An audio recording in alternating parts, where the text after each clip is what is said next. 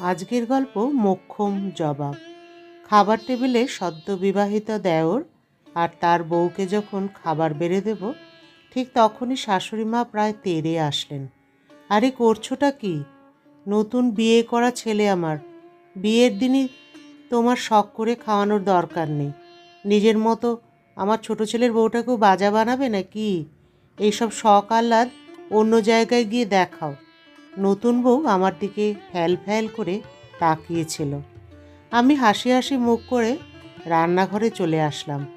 অপমানে কষ্টে এখন আর চোখে জল আসে না। কেমন যেন সিনেমার মতো লাগে সব কিছু।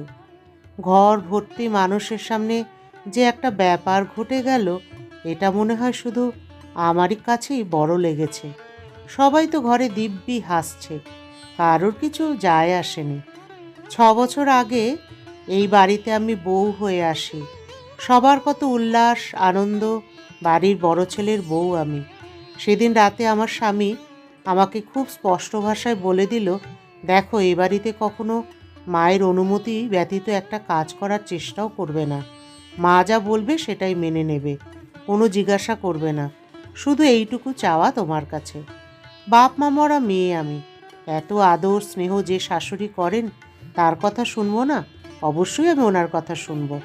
একজন মা পেয়েছি, এটাই আমার অনেক বড় পাওয়া।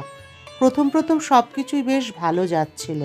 বছর তিনেক পর যখন সবাই বারবার করে বলছিল সন্তান নেওয়ার কথা, তখন আমরা দুজনেই বেশ চেষ্টা করছিলাম সন্তান নেওয়ার। কোনোভাবেই আমি কনসিভ করতে পারছিলাম না।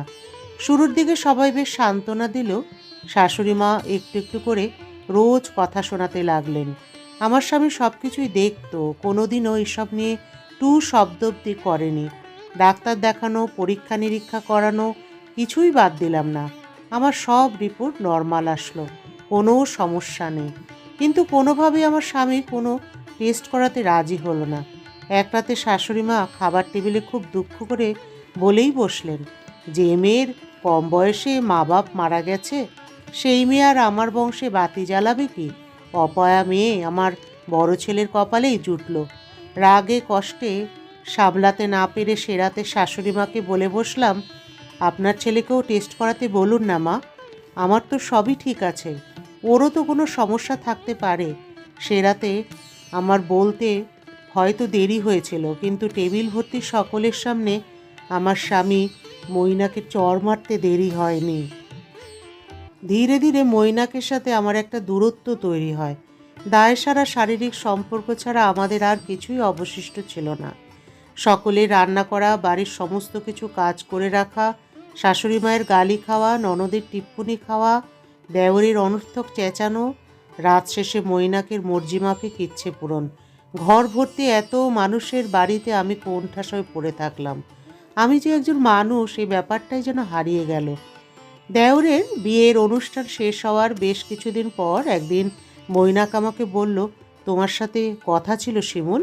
আমি হাসি মুখে বললাম, বলো না, আমি তোমার কথা শোনার জন্য কত আগ্রহ নিয়ে থাকি জানো তুমি। বলে ওকে যেই একটু জড়িয়ে ধরতে গেছি, অমনি আমাকে হালকা ধাক্কা দিয়ে সরিয়ে বলল, জানি না তুমি কিভাবে নেবে কিংবা কোথায় গিয়ে উঠবে। আসলে আমি তোমার সাথে আর সংসার করতে চাই না। আমি তোমাকে ডিভোর্স দিতে চাই। নিজের কানকে কোনোভাবে বিশ্বাস করাতে পারছিলাম না।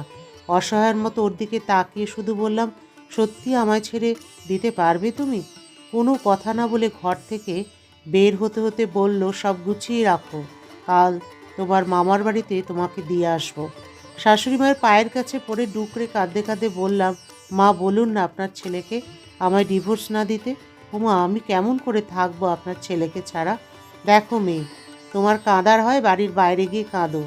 আমার ছেলের এতদিনে সুমতি হয়েছে, তোমাকে খাই আর কত অন্ন নষ্ট করব আমরা? ঢঙের কান্না করে লাভ নেই। ডিভোর্সের 5 বছর পরের কথা। আমার মেয়ে তুলতুলকে নিয়ে আমি আর অনুপম হাসপাতালে গেছি টিকা দিতে।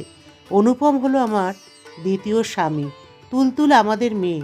হাসপাতাল গেটের বাইরে এসে দাঁড়াতেই দেখি আমার প্রাক্তন স্বামী মৈনাককে, তার পাশে হুইল চেয়ারে বসা আমার প্রাক্তন শাশুড়ি, আর পাশে রোগা পাতলা একটি মেয়ে। মেয়েটি আমার প্রাক্তন স্বামীর বর্তমান স্ত্রী বোধ হয়। আমি অনুপমকে নিয়ে একটু এগিয়ে এসে আমার প্রাক্তন শাশুড়ির দিকে হাসতে হাসতে বললাম, চিনতে পেরেছেন আমাকে? আপনাকে এখন কি বলে সম্বোধন করব সেটাও আমার জানা নেই। এই যে তুলতুল, ও আমার মেয়ে, 2 বছর বয়স, আর ও অনুপম, আমার স্বামী। আপনাকে দেখে কথা বলার আমার বিন্দুমাত্র ইচ্ছে ছিল না। শুধু এটুকু বলি, আমি বাজা নই। আপনাদের ধন্যবাদ।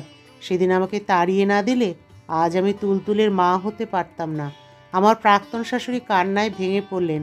আমার হাত ধরে বললেন, ক্ষমা করে দাও মা আমাকে। আমার ভুল হয়েছিল। আমার ছেলের ঘরে এখনও কোনো সন্তান হয়নি। তোমাকে আমি ভুল বুঝছিলাম মা।